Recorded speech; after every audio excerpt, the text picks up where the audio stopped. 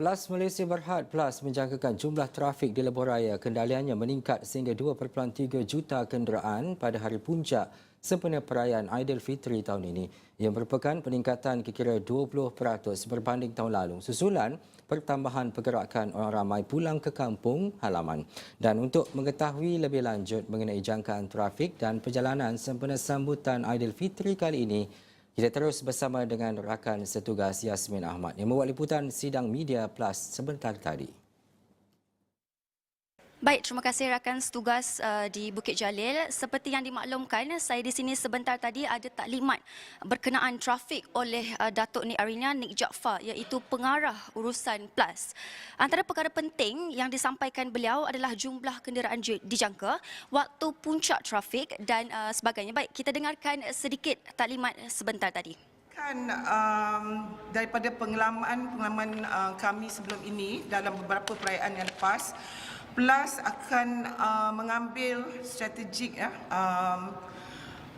tindakan strategik utama berfokus pada 3 strategi utama, iaitu nombor 1 adalah pengagihan trafik melalui MyPLUS TTA. Di sini saya nak menekankan ataupun menasihatkan semua pengguna lebuh raya merancang perjalanan yang lebih optimum di lebuh raya menggunakan MyPLUS TTA di lebuh raya PLUS dan juga LPT2. Di samping itu, tindakan utama PLUS juga adalah pengurusan trafik dan insiden yang lebih efisien.